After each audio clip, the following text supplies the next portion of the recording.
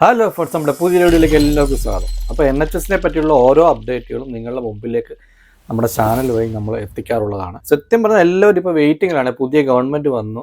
പുതിയ ഗവൺമെൻറ്റിൻ്റെ പ്ലാനുകൾ അറിയാനും NHSൻ്റെ റിക്രൂട്ട്മെൻറ്റുകളല്ല നിയമനങ്ങളെ പറ്റിയൊക്കെ അറിയുവാനും അവരുടെ ഫണ്ടിങ്ങിനെ പറ്റിയൊക്കെ അറിയുവാനും എല്ലാവരും ആകാംക്ഷയിലാണ്. ഗവൺമെൻറ് കുറേ നാളുകളായിട്ട് റിക്രൂട്ട്മെൻറ്റുകൾ നടക്കുന്നില്ല, ഇൻ്റർവ്യൂസ് നടക്കുന്നില്ല. പുതിയ ഗവൺമെൻറ് വന്നു, ഏകദേശം 2 ആഴ്ച ആകാറായി. 2 ആഴ്ച ആയിട്ടും വലിയ അപ്ഡേറ്റുകളില്ല, പുതിയ അപ്ഡേറ്റുകളില്ല. എല്ലാവരും വെയിറ്റിങ്ങിലാണ്. അപ്പം ശരിക്കും നമ്മുടെ പഴയ ഗവൺമെൻറ് കൺസർവേറ്റീവ് പാർട്ടി പടിയിറങ്ങുമ്പോൾ ഏകദേശം 7.3 മില്യൺ ആയിരുന്നു വെയിറ്റിംഗ് ലിസ്റ്റ്.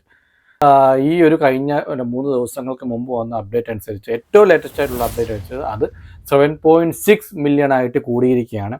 അതുപോലെ തന്നെ ഡെൻ്റൽ മേഖലയിലും ഏകദേശം രാജ്യത്തെ UK പകുതിയിലധികം ആളുകൾക്കും ഡെൻ്റൽ ഡോക്ടറിന് അല്ലെങ്കിൽ അപ്പോയിൻമെൻറ്റ് കിട്ടുന്നില്ല എന്നുള്ള പുതിയ റിപ്പോർട്ടുകളും ഞെട്ടിക്കുന്ന വിവരങ്ങളുമാണ് പുറത്തു വന്നിരിക്കുന്നത്. അപ്പോൾ NHSൻ്റെ നില അതീവ ഗുരുതരം എന്ന് തന്നെ പറയാം. അതീവ സങ്കീർണമായിട്ടുള്ളൊരവസ്ഥയിലാണ് പുതിയ ഗവൺമെൻറ് കടന്നു പോയിക്കൊണ്ടിരിക്കുന്നത്.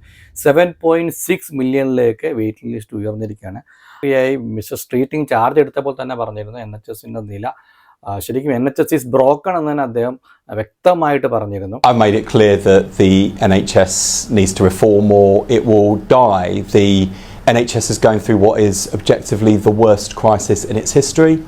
My first impression after a week in the Department of Health and Social Care is that it's even worse than we thought, that there are things that we will put into the public domain that I think people will find quite shocking actually in terms of the state of the NHS. I think when we do come forward and when Lord Darzi publishes his investigation, I think people will be shocked that even beyond the headline numbers we already know about, there are also serious performance failures and serious accountability failures, and we're going to be honest about that because I think for a few reasons. Firstly, sunlight is the best disinfectant.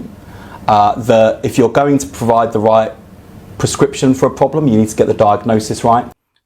അപ്പം അതുകൊണ്ട് തന്നെ ഈ കഴിഞ്ഞ ദിവസങ്ങളിൽ അടിയന്തര അന്വേഷണം നടത്തി ഒരു റിപ്പോർട്ട് സമർപ്പിക്കാൻ വേണ്ടി അദ്ദേഹം ഉത്തരവിട്ടിട്ടുണ്ട്. അതിനുവേണ്ടി പുതിയ ഫോമർ ലേബർ മിനിസ്റ്ററായിട്ടുള്ള ആരാ ഡെർസി അപ്പോയിൻമെൻറ്റ് ചെയ്തിരിക്കുകയാണ്.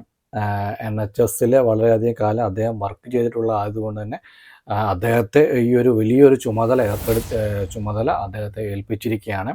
എത്രയും പെട്ടെന്ന് തന്നെ NHSൻ്റെ ഇപ്പോഴത്തെ സ്ഥിതിഗതികൾ വിലയിരുത്തി ഇപ്പം ഒരു വാട്സ് ആൻഡ് ആൾ റിവ്യൂ എന്ന് പറഞ്ഞാൽ NHSൻ്റെ ഇപ്പോഴത്തെ ഒരു പെർഫോമൻസ് ഫുള്ള് വിലയിരുത്തി അതിൻ്റെ ഒരു എന്തൊക്കെയാണ് ചെയ്യേണ്ടതെന്നുള്ള കാര്യങ്ങൾ പഠിച്ച് വിലയിരുത്തി ഒരു അടിയന്തര റിപ്പോർട്ട് സമർപ്പിക്കുക എന്നതാണ് നമ്മുടെ ആരാ ഡെർസിയുടെ ഇപ്പോഴത്തെ ഒരു ചുമതല. നമ്മൾ പറഞ്ഞാൽ കഴിഞ്ഞ കുറേ വർഷങ്ങൾ അപേക്ഷിച്ച് നോക്കുമ്പോൾ കഴിഞ്ഞ 5 വർഷത്തെ ഒരു സ്ഥിതിഗതികൾ നോക്കുമ്പോൾ തന്നെ നമുക്ക് മനസ്സിലാവും 25% കഴിഞ്ഞ മുന്നുള്ള വർഷങ്ങളിലേക്കാൾ 25% സ്റ്റാഫിംഗ് കൂടിയിട്ടുണ്ട്. അതുപോലെ തന്നെ ഫണ്ടിങ്ങിൽ 5-1 ഫണ്ടിങ് വർദ്ധിച്ചിട്ടുണ്ട്. ഫണ്ടിങ് നമ്മൾ NHSന് വേണ്ടി കൊടുക്കുന്ന 5-1 വർദ്ധിച്ചിട്ടുണ്ട്. 25% സ്റ്റാഫിംഗ് കൂടിയിട്ടുണ്ട്. അപ്പോൾ ഈ ഒരു 5% സ്റ്റാഫിങ് അതുപോലെ തന്നെ ഇത്രയും ഫണ്ടിങ് ഒക്കെ കൂട്ടിയിട്ടും NHSൻ്റെ ഒരു പെർഫോമൻസ് വളരെ താഴോട്ട് പോയിക്കൊണ്ടിരിക്കുകയാണ്. ഇത്രയും വലിയൊരു വെയിറ്റിംഗ് ലിസ്റ്റ് വരാനുള്ള ഒരു അവസ്ഥയിലേക്ക് NHS കൂപ്പുകുത്തിയിരിക്കുകയാണ്. അതുകൊണ്ട് തന്നെ അടിയന്തിരമായി ഇതിനെ നോക്കി പഠിച്ച് റിപ്പോർട്ട് സമർപ്പിച്ചതിന് ശേഷം ഈ മേഖലയിൽ എന്തൊക്കെ ഇമ്പ്രൂവ്മെൻറ്റ് NHSൻ്റെ ഏതൊക്കെ മേഖലയിൽ എന്തൊക്കെ ഇമ്പ്രൂവ്മെൻറ്റ്, അതുപോലെ തന്നെ staffing, recruitment, funding, machineries, training, reformation, ഇതിലെല്ലാം എന്തൊക്കെ ചെയ്യണമെന്നുള്ള ഒരു വ്യക്തമായ പ്ലാൻ അതൊരു 10 വർഷത്തേക്കുള്ള ഒരു നീണ്ട വ്യക്തമായ ഒരു പ്ലാൻ. കഴിഞ്ഞ വീഡിയോയിൽ ഞാൻ പറഞ്ഞിരുന്നു NHSൻ്റെ CEO NHSൻ്റെ വിദഗ്ധന്മാരുമായിട്ട് ഹെൽത്ത് സെക്രട്ടറി കഴിഞ്ഞ ആഴ്ചകളിൽ മീറ്റിംഗ് നടത്തുന്നുണ്ട്. അപ്പോൾ അതിൻ്റെയൊക്കെ ഒരു നെക്സ്റ്റ് ഒരു സ്റ്റെപ്പ് എന്ന് തന്നെ പറയാം ഈ ഒരു റിവ്യൂ കൊണ്ടുവന്നിരിക്കുന്നത്. അപ്പം ആ ഒരു യോഗത്തിൽ എൻ്റെ ഏറ്റവും ഹയസ്റ്റ് ലെവലിലുള്ളവർ തന്നെ ഹെൽത്ത് സെക്രട്ടറിയോട് പറഞ്ഞിരുന്നു ശരിക്കും ഈ ഒരു NHSൻ്റെ റീഫോർമേഷൻ നമ്മൾ ഈ പറഞ്ഞ പോലെ എളുപ്പത്തിൽ നടക്കുന്ന ഒരു കാര്യമല്ല. അതിനെ വളരെയധികം ടൈം എടുക്കും. പക്ഷേ ഇതിനെക്കുറിച്ച് വ്യക്തമായിട്ടുള്ള എന്ത് പാകപ്പിഴയാണ് NHSനുള്ളതിന് വ്യക്തമായി പഠിച്ചതിന് ശേഷം മാത്രമേ നമുക്ക് ആ ഒരു റീഫോർമേഷനിലേക്ക് നമുക്ക് കൊണ്ടുപോകാൻ പറ്റുകയുള്ളൂ.